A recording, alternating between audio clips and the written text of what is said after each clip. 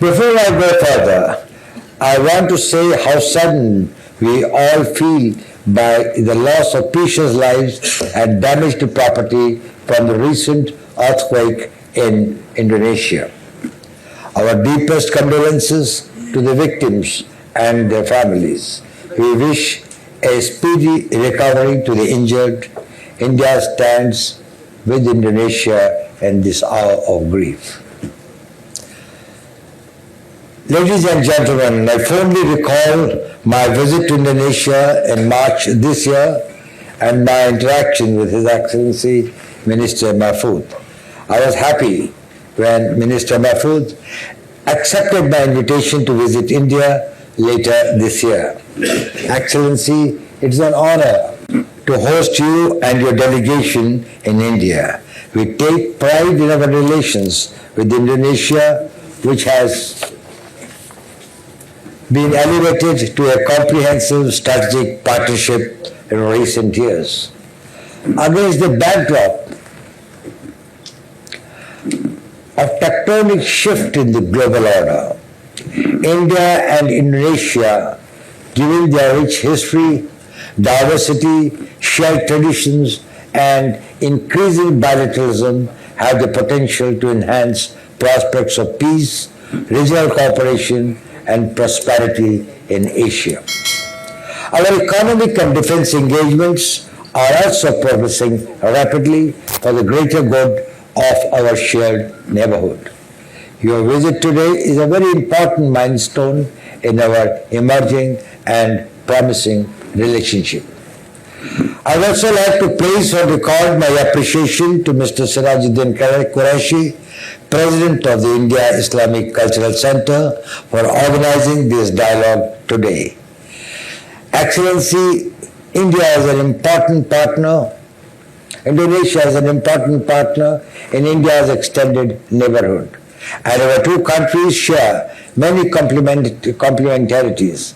We have had vast and extended cultural, economic, and spiritual contacts for 1600 years up to the 14th century. These contacts showed us the value of openness, engagement, and respect for diversity. In the 7th century, India's Malabar coast became the meeting point for Arab and Indonesian traders from where they transmitted Islam to Southeast Asia. It is said that Javis from Indonesia had great influence and trade in Calicut. Similarities have also been found in the early Muslim settlements of peninsular India and Indonesia. The Cholas too had extensive trade and cultural contacts between India and Indonesia. Excellency, we are both flourishing democracies in the Indo-Pacific region. The waters that lap the shores of Indonesia also lap our shores. We have historical and cultural linkages and extensive people-to-people ties. Tourism has been an important bridge of cooperation between our two countries. Before the pandemic, 5 lakh Indians visited Bali every year, while the Taj Mahal is a major tourist attraction in India. In Indonesia, people visit Hindu temples like Prambanan, which is a very, very important point for us. This is a shining example of our tolerant and syncretic cultures. We are both home to the world's largest Islamic populations. Indonesia is the world's largest Islamic country, and India is home to the 3rd largest Muslim population. Much like in India, Islam in Indonesia was spread by traders from present-day Kerala and Gujarat and Sufis from Bengal and Kashmir. This peaceful spread led to the development of a syncretic culture where not only pre-Islamic religions flourished side by side, but age-old traditions and local customs greatly influenced religious practices. Today, in this hall, we may speak different languages, but we share a common desire for peace and harmony. Our dialogue today is a vital medium to help us achieve that objective. Excellency, it is crucial that we share and understand the historical and cultural context of Islam in our respective countries, which have peaceful and tolerant underpinnings. It is significant that Islamic theological schools of Deobandism, Barelvism and Sufism took deep roots in India. Later, these practices and traditions spread to other Islamic nations. Abd al-Rauf al-Sinki in the 17th century is credited to have brought Sufi Kshatriya tradition to Indonesia from India. It is in this context, Excellency, your idea to bring a high-level ulama delegation, the national treasures, to India is apt and extremely important.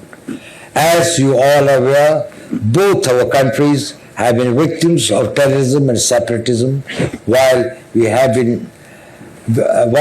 overcome the challenges to a considerable extent. The phenomenon of cross-border terrorism and ISIS-inspired terrorism continues to pose a threat. Cooperation of the civil society is essential in countering the threat from ISIS-inspired individual terror cells and returnees from theaters like Syria and Afghanistan. The ulamas play a very important role in Islamic society.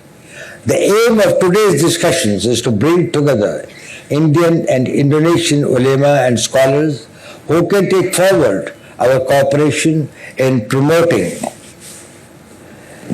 tolerance, harmony, and peaceful cooperation. This will bolster the fight against violent extremism, terrorism, and radicalization. None of the ends for which extremism, radicalization, and the misuse of religion are employed are justifiable on any ground. This is a distortion of religion against all of us, which all of us also need to raise our voice effectively. Extremism and terrorism is against the very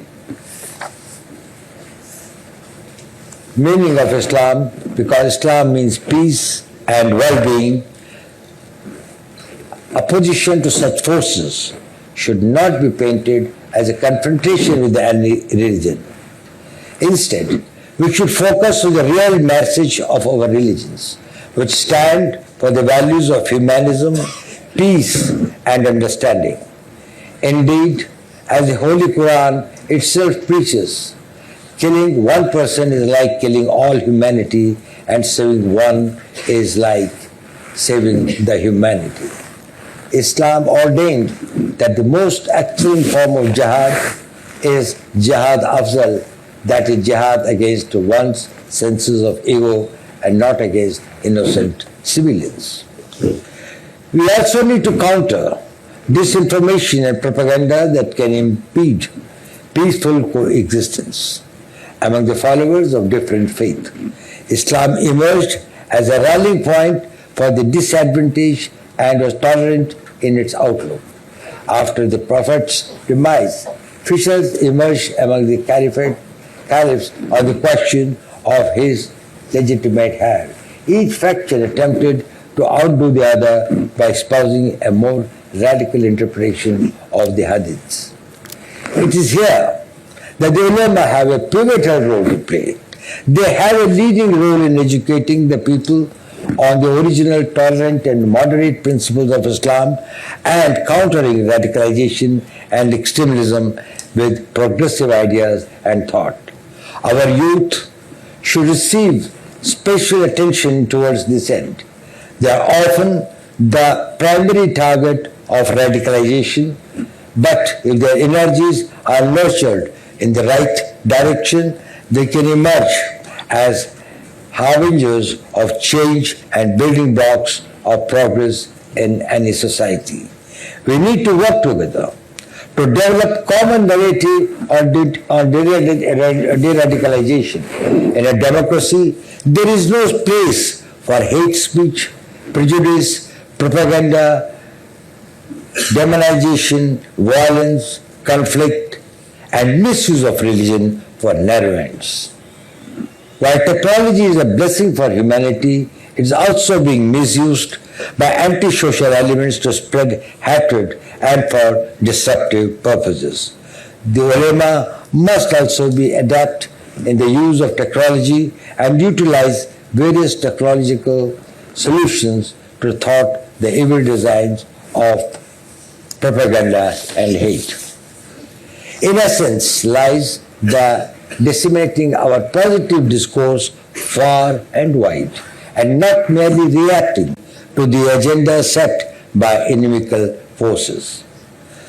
State institutions also need to come together in detecting and identifying potential negative influencers and share information to counter their activities. In this, ulema, due to the deep connect with the civil society, can play a very vital role. We meet at a time of tremendous churn in international relations and uncertainty about the future. It is at such times, and countries like India and Indonesia, with their experience of multi-faith harmony and coexistence, can send a joint message to the world to eschew violence and conflict. This will be a powerful symbol of the determination of two large countries. Together, we have 1.7 billion of the world population to preserve and promote the true values espoused by our religions. Together, we should strive to propagate moderate virtues of Islam as a beacon of hope and cooperation for the entire world. Indonesia is a shining example of propagating the concept of interfaith harmony and a home of many faiths and religions like India. This is also reflected in the Bahasa Indonesia word Kerukunam, meaning communal harmony and concord. The title of today's event itself denotes the essence of our intention and discussions. We have a panel of very eminent scholars and professionals from both sides who will enlighten us to aspects relating to continuity and change. In Islam, over the centuries, experience in maintaining interfaith harmony in society and measures that can be adopted to counter radicalization and extremism. I look forward to today's discussions. I am hopeful that it will generate a rich discourse and throw up fresh ideas and suggestions to foster a culture of interfaith peace and social harmony in our two countries.